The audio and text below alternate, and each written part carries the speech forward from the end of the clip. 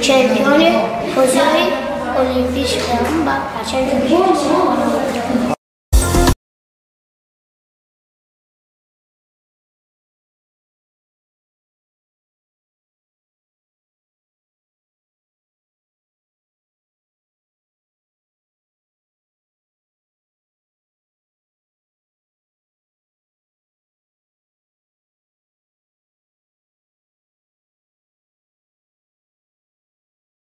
Хурцол буд доим ба ман таъкид мекард ки мисол маро ба ягон толори варзишӣ баред, яъне ки маро ба ҳамин гӯштин баред ки ман машқу тамрин кунам. Дар баробари мақсад машқу тамрин дар мактаб низ фаъол аст. Ҳоло барои омӯхтани ду забон, забони русӣ, забони англисӣ низ бештар талош мекунад.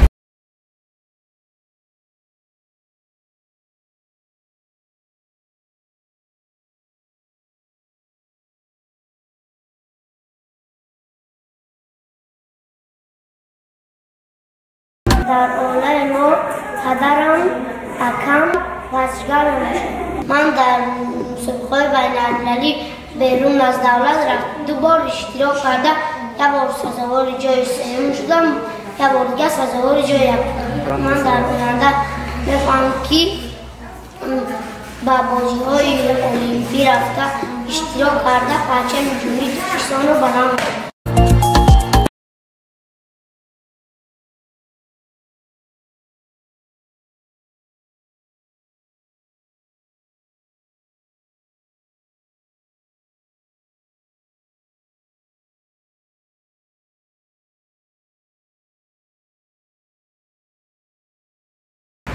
дар якҷоягӣ бо худи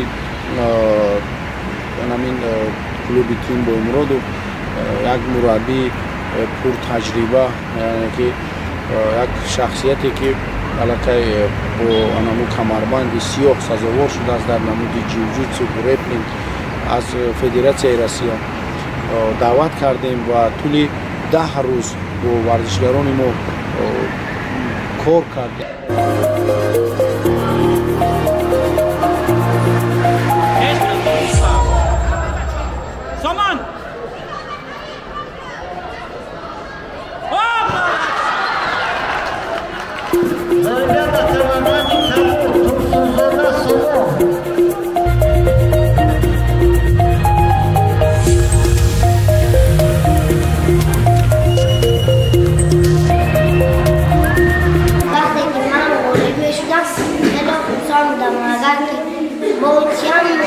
من بسیارتر مشق میکنم و رفتم اون رو مغلوب کرده و پرچم جمهوری ترکستان رو بلند کردم.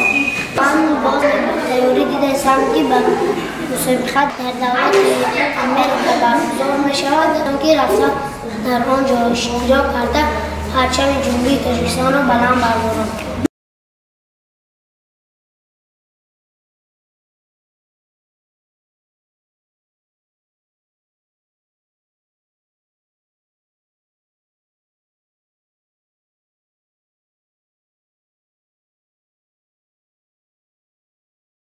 کاری خود رو دارد. سحر باید خیزد چیکار کنه؟ آمادگی با مشق و تمرین. بعد از مشق مثال 1 ساعت 2 ساعت استراحت، بعد وای با مکتب بعد از وای اومده با بگو و تمرین کوشش میکنم که سامان رو مقصد امو با یک شخصیت آماده سازم که فردا یعنی که همین آبروی ملت رو، پرچم جمهوری تاجیکستان رو در عرصه بین‌المللی معرفی کنند.